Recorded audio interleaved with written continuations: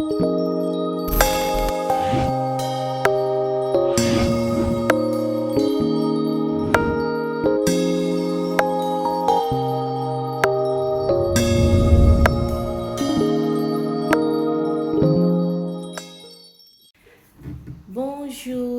et paix et grâce, que le Seigneur Jésus-Christ vous bénisse richement, richement, chers abonnés chrétiens, que Dieu vous bénisse et que le Seigneur soit votre partage, qu'il vous garde comme la prunelle de ses yeux, comme il le fait déjà.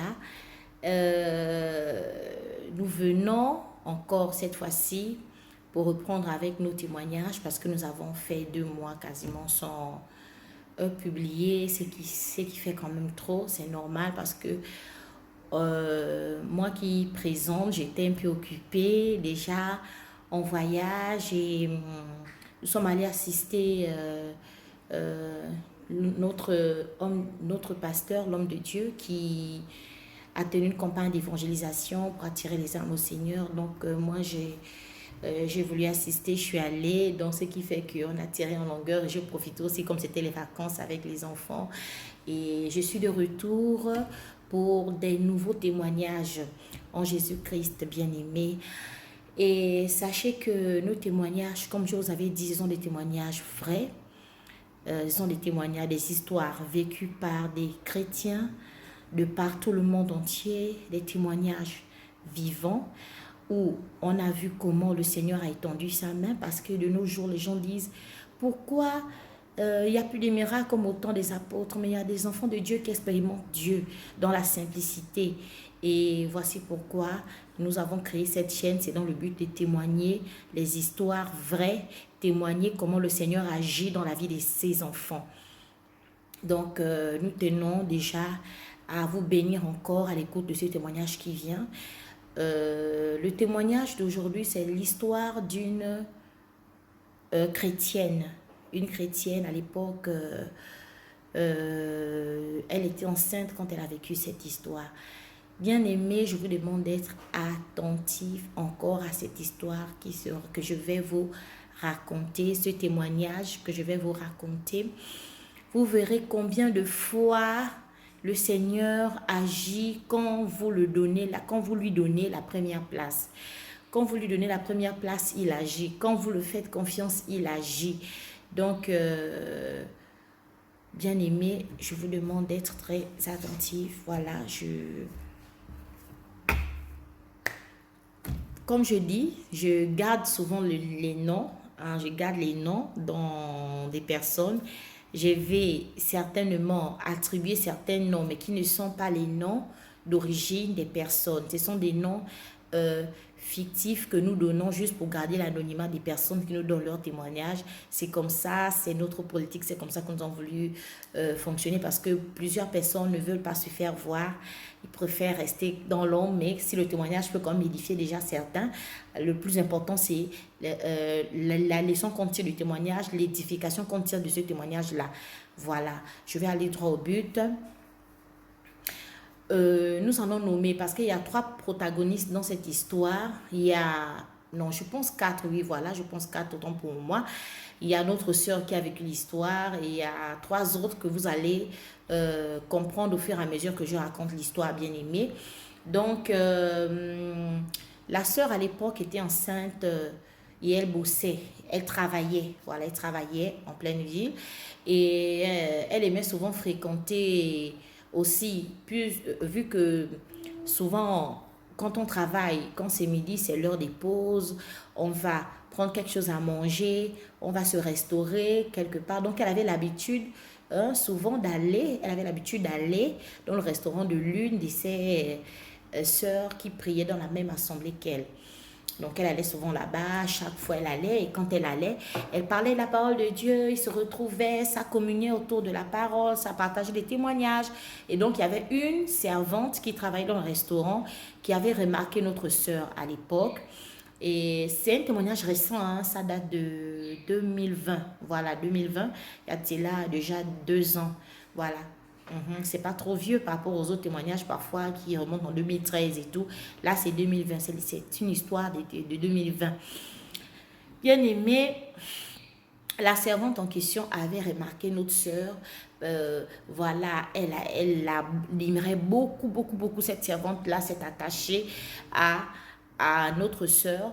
Et voilà comment elle a pris le numéro de téléphone, elle a commencé à parler. Comme la servante aussi était une chrétienne qui commençait sa marche dans le Seigneur. Elle commençait sa marche dans le Seigneur et elle avait déjà donné sa vie au Seigneur, mais après ça n'a pas marché. Donc ça dit que la servante, je parle de la servante qui avait déjà donné sa vie au Seigneur, mais au fil des temps, elle retombait toujours dans les mêmes choses qu'elle avait déjà renoncé. Donc du coup, là, elle avait encore repris sa marche et elle avait vu la sœur qui venait manger dans le restaurant, que cette sœur pouvait l'aider dans la marche en lui donnant des conseils, vu que la sœur, quand elle avait vu la sœur, c'est une sœur vraiment qui est assise, qui est pieuse et qui était vraiment déjà à un niveau avec le Seigneur, en parlant avec la sœur en question. Donc, elle a pris le numéro, ils se sont échangés de numéros, ils se sont échangés de numéros, et par là, bien aimé, notre sœur a commencé à aussi parler avec la jeune sœur, la jeune femme en question, via WhatsApp et tout. Et un jour, alors que c'était un samedi, notre sœur n'avait pas travaillé, elle est partie faire des courses au marché. Et pendant qu'elle était en train de faire les courses, elle a vu son téléphone sonner. Elle a entendu son téléphone sonner, le téléphone s'est mis à sonner. Et quand elle a regardé, elle a vu que c'était le numéro de la servante du restaurant qui l'appelait. Dès qu'elle a dit allô, oui, la servante s'est mise à paniquer. Oh, s'il te plaît, ma mère, oui, elle appelait notre soeur ma mère. S'il te plaît, ma mère, il y a un problème, il y a un problème. La sœur a dit, il y a quel souci? Elle a commencé à poser le problème que non, le problème c'est ma mère qui a eu un souci. Donc, la maman de la servante, on va lui donner le nom. Hein, pour qu'on puisse avancer tranquillement dans l'histoire. Nous l'appellerons Laura, voilà. Laura, c'est la servante. Notre sœur, on va lui donner le nom de Rose. Voilà, Rose. Ce sont les noms comme ça. Donc, la servante, je disais, appeler notre sœur Rose en disant que non, ma mère a un souci, un gros souci. Lequel explique ta situation. Laura, la servante, se met à expliquer la situation à notre sœur Rose. Que non, ma maman, depuis, se plaint du pied, a un problème au niveau de son pied. La sœur a dit, ok, il n'y a pas de souci, j'ai compris, que veux-tu que je fasse? Et la servante, Laura, dit, mais je souhaite que vous puissiez prier pour ma mère. Tellement elle avait fait confiance à notre sœur Rose. Parce qu'elle pensait que si sœur Rose prie pour sa mère, la solution doit absolument arriver. Parce que la manière dont elle voyait sœur Rose, c'est que sœur Rose, vraiment, c'est une sœur qui a déjà atteint un niveau avec le Seigneur. Elle est pieuse, sa spiritualité et tout. Bien aimé. C'est là où la sœur Rose a dit, j'ai entendu. Quand la sœur Rose a dit à la servante Laura qui servait dans le restaurant de la sœur où elle allait manger, quand elle a dit que j'ai entendu, c'est bon, ok, j'ai compris. C'était une façon, bien aimé, écoutez bien, c'était une façon pour notre sœur Rose de rester d'abord tranquillement parce que, bien aimé, ça c'est une erreur que beaucoup aussi, c'est une erreur que plusieurs bien-aimés en Christ commettent. Quand il y a une situation, vous voulez être mal en avant sans consulter le Seigneur, ce n'est pas bon. Parce que vous ne savez pas ce que vous allez aller retrouver là, vous allez aller trouver là-bas. Quand c'est Dieu qui t'envoie, il va t'équiper pour la situation. Donc du coup, la sœur, c'est dans cette optique que la sœur a dit, ok, j'ai écouté. C'était une manière pour elle de rentrer chez elle à la maison et de se mettre en prière afin de demander la conduite à tenir. Certes que la parole de Dieu dit, vous imposerez les mains aux malades et les malades seront guéris. Mais ne partez pas pour partir parce qu'il y a certaines choses où c'est Dieu lui-même qui est derrière la chose. Et toi, quand tu vas prier, ce n'est pas bon. Donc c'est un peu ça. La sœur a dit, j'ai compris, elle est rentrée à la maison. Et l'après-midi, la servante du resto, donc Laura ne faisait qu'appeler notre sœur Rose. Ça ne va pas envoyer les vidéos même jusqu'à 23h. Et c'est là où la sœur s'est mise vraiment en prière que Seigneur, je ne veux pas m'aventurer là où, euh, dans un terrain glissant. Je ne veux pas m'aventurer parce qu'il faudrait y aller avec du zèle. Mais je veux vraiment être convaincue qu'il faudrait que j'aille prier pour cette femme qui a un problème au niveau de son pied, qui a un souci. Il faudrait, si vraiment, Seigneur, tu le veux, hein, laisse que j'aille. Mais si ce n'est pas toi aussi, ne permets pas que j'aille m'aventurer dans un terrain qui n'est pas le mien. Vous voyez? Donc elle a prié comme ça, que Seigneur, donne-moi ta conduite, parle-moi, parle-moi. Bien-aimé, Dieu parle. Dieu parle tantôt d'une manière ou d'une autre. Il peut te parler par des songes, il peut te parler par la voix qui monte du cœur. Parce que le diable, il utilise plus la pensée. Mais par la voix qui monte du cœur, Dieu parle. Donc la sœur s'est mise à prier. Eh, bien-aimé, écoutez bien l'histoire. C'est maintenant là où l'histoire commence. Et c'est là où, la nuit, elle s'est endormie, elle a prié, je pense, jusqu'à 1h du matin. Notre sœur Rosa qui priait pour demander, ah Seigneur, regarde comment cette femme se meurt avec un pied qui est en train de pourrir. Qu'est-ce que je dois faire, Seigneur? Donne-moi ta conduite. C'était comme ça sa prière. Et le lendemain matin, elle s'est lavée, elle est partie aussi au culte. Arrivée au culte là-bas, dès qu'elle écoute la parole, c'est Dieu qui répond directement, c'est Dieu qui répond à sa prière. Dieu parle, Dieu lui dit, directement par la prédication qu'il est temps de faire sortir Jésus-Christ de l'histoire. Vous êtes appelés, vous êtes chrétiens. Pourquoi? C'est pour manifester les œuvres de Christ, pour montrer à la terre entière que Jésus-Christ est le même hier, aujourd'hui, pour toujours. Et il vous a donné le pouvoir de marcher sur les serpents et les scorpions et sur toute la puissance de l'ennemi. Donc, quand la sœur a écouté ça, c'était la réponse à sa prière directe. Et elle s'est levée, donc elle a pris la décision. Après le culte, elle devait aller rencontrer maintenant la maman de Laura, la maman de Laura, la servante du restaurant. Donc elle devait aller rencontrer maintenant après le culte. Mais en temps, elle avait un souper avec sa soeur qu'elle avait invitée à la maison. Donc la sœur Rose avait invité sa soeur à la maison pour un souper, pour partager aussi, pour un moment de communion et de partage. Et voilà que elles sont arrivées à la maison. Donc, notre sœur Rose, sa petite sœur, avec notre sœur aussi, sa sœur aussi qu'elle avait invitée. Donc, ils ont passé des moments. Et voilà comment sœur Rose prend son téléphone. Elle commence à montrer à la sœur. Alors qu'elle s'attendait toujours au Seigneur, que Dieu lui dise quelque chose. Elle s'attendait à Dieu. Elle a prié, Seigneur, vraiment, si tu peux me révéler même des choses sur ce pied-là. Je ne comprends pas. C'est quoi ce pied? C'est quoi cette histoire que le pied de cette dame est en train de pourrir? Quelle est cette affaire-là? Le Seigneur a répondu à notre sœur à l'église, mais elle attendait maintenant que Dieu révèle. C'est quoi? Parce qu'avant d'aller combattre, il faut connaître ton ennemi. Et c'est là où elle prend le téléphone. Elle présente à la sœur qui est venue, ah voilà la situation que j'ai. D'ailleurs, quand j'irai te déposer, vous allez m'accompagner sur place. Dès qu'elle présente comme ça le phone à la sœur regarde, automatiquement la sœur rentre dans une présence, la présence de Dieu. Donc elle rentre en onction, elle rentre sous onction et elle commence à dire des choses conformément à ce que la sœur Rose a demandé. Vous voyez comment Dieu travaille? La sœur qui est venue rendre visite à notre sœur n'est pas au courant de la situation qu'elle est en train de gérer depuis hier, depuis la veille, donc le samedi. Là, nous sommes à dimanche après le culte. Bien-aimée. Elle monte le téléphone. La sœur commence à dire exactement que ça, c'est une morsure de serpent mystique. Bien-aimée, est-ce que vous voyez? Que la dame a reçu. Et là, la sœur dit, mon Dieu. Merci Seigneur et tout. Et elle a compris que le Seigneur avait déjà préparé tout. Donc il faudrait que j'aille simplement. Et notre sœur Rose s'est levée, elle est partie. Arrivée sur place, elle rencontre Laura, la servante du restaurant. Et ils sont rentrés dans la maison. Donc ils sont rentrés à la maison.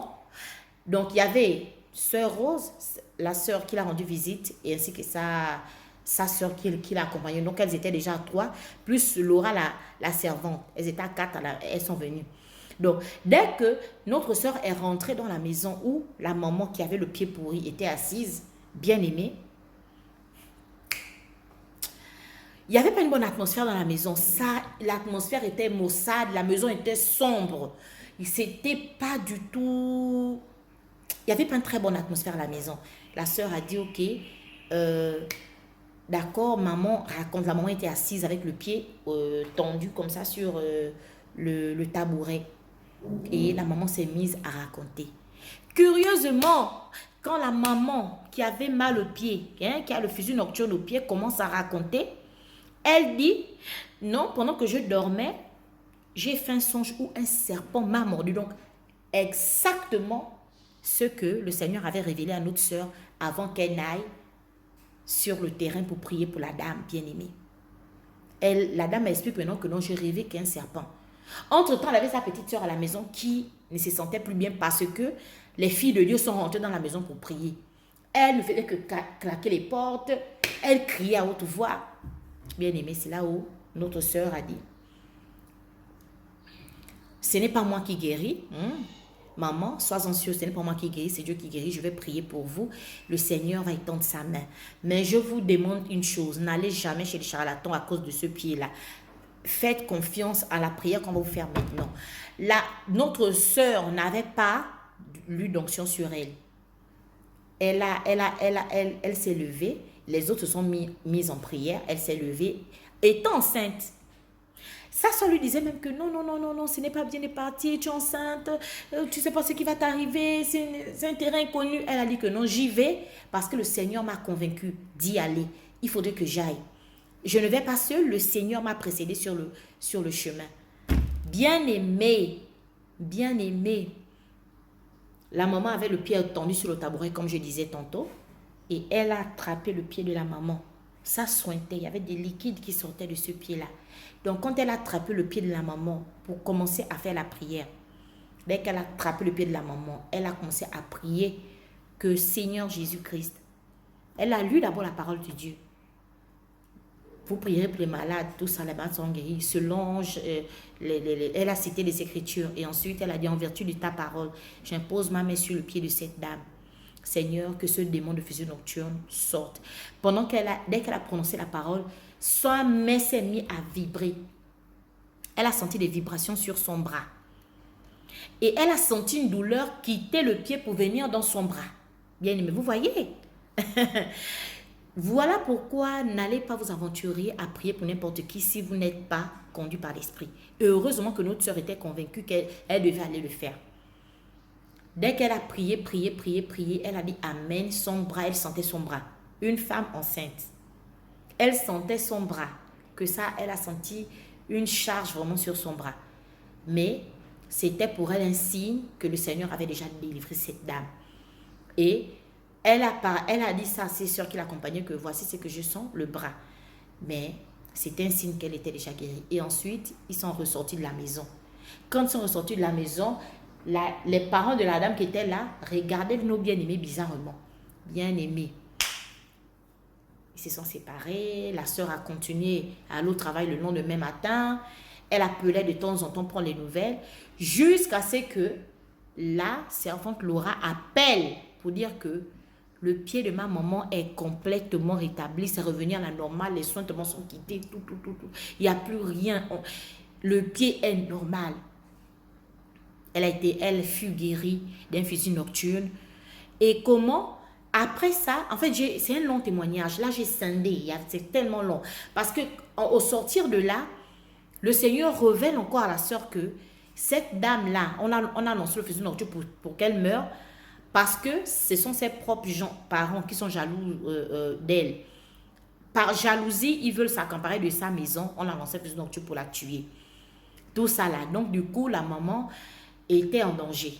Donc, notre soeur a continué à prier pour cette femme, même étant chez elle à la maison. Prier, bien aimé, c'est un long témoignage. La femme a été guérie du fusil nocturne par la prière d'une servante de l'Éternel. Par la prière de notre sœur, elle a été complètement guérie. Son pied est redevenu normal. Un fusil nocturne lancé par les sorciers la veille au soir quand elle dormait, elle a vu dans son rêve que un serpent venait mordre. Et ça s'est réalisé en journée. Elle a plongé le pied dans la boue. Elle a senti une piqûre. Je ne sais pas si c'est une pointe ou quoi qui l'avait piqué. Alors que c'était normalement un serpent mystique. Elle a été complètement rétablie, bien aimée. C'est une histoire qui nous montre encore que le Seigneur Jésus-Christ agit. Et peu importe la situation dans laquelle tu peux te trouver, peu importe la situation dans laquelle Tu as un frère, un parent, sache que Jésus-Christ guérit encore. Que le Seigneur Jésus-Christ vous bénisse, on a tiré en longueur aujourd'hui. Puisse ce témoignage vous fortifier et abonnez-vous davantage. Ceux qui ne sont pas encore abonnés sur notre chaîne, abonnez-vous pour ne pas rater les prochains témoignages encore plus édifiants. Que le Seigneur Jésus-Christ vous bénisse richement. Soyez bénis, mes bien-aimés. Shalom.